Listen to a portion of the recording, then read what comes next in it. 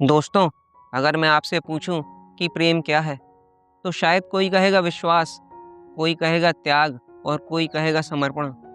लेकिन आज मैं आपको एक ऐसे विद्वान की कहानी सुनाने जा रहा हूं, जिसने पूरी ज़िंदगी किताबें पढ़ी, फिर भी प्रेम को समझ नहीं पाया। और जब उसने एक फ़कीर से प्रेम का अर्थ पूछा, तो फ़कीर ने कोई जवाब नहीं दिया। लेकिन कुछ घंटों बाद वही विद्वान रो रहा था। आखिर ऐसा क्या हुआ?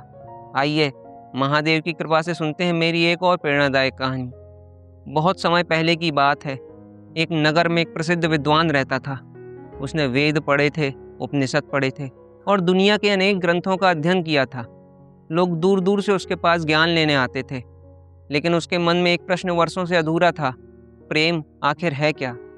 उसने प्रेम को किताबों में खोजना चाहा, लेकिन जितनी किताबें पढ़ता उतना ही उलझ जाता। एक दिन उसे पता चला कि नगर के बाहर एक बूढ़ा फकीर रहता है और लोग कहते हैं कि वो प्रेम को अच्छी तरह जानता है। यह सुनकर वो विद्वान तुरंत उससे मिलने निकल पड़ा। जब वह वहां पहुंचा तो उसने एक अजीब दृश्य देखा। फकीर एक सूखे पेड़ के नीचे बैठा था और सामने रखे एक टूटे हुए मिट्टी के घड़े को सहला रहा था। विद्वान को यह देखकर आश्चर्य हुआ। उसने पूछा, बाबा, लोग कहते हैं आप प्रेम को जानते हैं, लेकिन आप तो एक टूटे हुए घड़े से बातें कर रहे हैं। मुझे बताइए, प्रेम क्या है? फकीर मुस्कुराया लेकिन कुछ नहीं बोला। विद्वान ने फिर पूछा, बाबा, मुझे प्रेम की परिभाषा बताइए। फकीर फिर मुस्कुराया लेकिन इस बार भी कुछ नहीं बोला। विद्वान झुंझला गया। उसे लगा शायद यह आदमी पागल है। तभी फकीर उठा। उसने वो पुराना घड़ा उठाया और गांव की ओर चल पड़ा। वो विद्वान भी उसके पीछे पीछे चलने लगा। उसे उम्मीद थी कि शायद रास्ते में उत्तर मिल जाएगा। लेकिन गांव पहुंचकर फकीर एक बूढ़ी महिला के घर के सामने रुक गया। उसके आंगन में कुछ पौधे सूख रहे थे। फकीर ने अपने घड़े का पानी उन पौधों में डाल दिया और कुछ ही देर में पौधों की झुकी हुई पत्तियां सीधी होने लगीं। बूढ़ी महिला की आंखों में खुशी आ गई। वो बोली, बाबा, अगर आज आप ना आते तो ये पौधे मर जाते। फकीर बस मुस्कुराया और आगे बढ़ गया। थोड़ी दूर जाने पर एक घायल कुत्ता रास्ते के किनारे पड़ा मिला।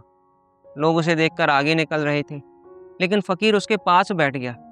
उसने अपने कपड़े का एक टुकड़ा फाड़ा और उसके घाव पर बांध दिया। फिर उसे पानी पिलाया और कुछ ही देर बाद कुत्ते ने धीरे से अपनी पूंछ हिलाई, जैसे वो धन्यवाद कह रहा हो। फकीर फिर आगे बढ़ गया। अब शाम होने लगी थी। सूरज धीरे धीरे डूब रहा था, लेकिन उस विद्वान की बेचैनी बढ़ती जा रही थी। उसने कहा, बाबा, मैं सुबह से आपके साथ हूँ। मैंने आपसे प्रेम का अर्थ पूछा था, लेकिन आप तो बस चलते चले जा रहे हैं। आपने अभी तक कोई उत्तर नहीं दिया। फकीर रुक गया। उसने शांत स्वर में पूछा, आज तुमने क्या देखा? विद्वान बोला, मैंने देखा कि आपने एक बूढ़ी महिला के पौधों को बचाया, एक घायल जीव की मदद की। फकीर मुस्कुराया और बोला, यही प्रेम है। विद्वान हैरान रह गया। फकीर ने कहा, तुम प्रेम की व्याख्या पूछते रहे और मैं पूरे दिन प्रेम को जीता रहा। तुम शब्द खोजते रहे और मैं किसी का दुख कम करता रहा। तुम उत्तर ढूंढते रहे और मैं प्रेम करता रहा। फिर उसने विद्वान की आंखों में देखते हुए कहा, प्रेम किताबों में नहीं मिलता। प्रेम किसी रोते हुए चेहरे पर मुस्कान लाने में मिलता है। प्रेम किसी की पीड़ा को समझने में मिलता है। प्रेम किसी की मदद करने में मिलता है। प्रेम बोला नहीं जाता, प्रेम जिया जाता है। और यह सुनकर उस विद्वान की आंखें भर आईं। वर्षों से वो जिस उत्तर को किताबों में खोज रहा था, वो आज उसे एक फकीर के कर्मों में मिल गया था। उसने झुककर फकीर के चरण छुए और उस दिन के बाद से उसने प्रेम पर बातें करना कम कर दिया और लोगों की मदद करना शुरू कर दिया, क्योंकि अब वह समझ चुका था कि सच्चा प्रेम शब्दों में नहीं, कर्मों में दिखता है। दोस्तों, इस कहानी की सीख बहुत सरल है। अगर आप प्रेम को पाना चाहते हैं तो पहले प्रेम देना सीखिए। किसी की मदद कीजिए, किसी का दुख बांटिए, किसी टूटे हुए इंसान को हिम्मत दीजिए। याद रखिए, प्रेम बोला नहीं जाता, प्रेम जिया जाता है। अगर कहानी ने आपके दिल को छुआ हो तो वीडियो को लाइक करिए, कहानी को शेयर करिए। ऐसी और भी प्रेरणादायक कहानियों के लिए मेरे चैनल कथावाह और एक कहानी को सब्सक्राइब भी करिए और कमेंट में लिखिए, प्रेम सेवा है। जय महादेव। धन्यवाद।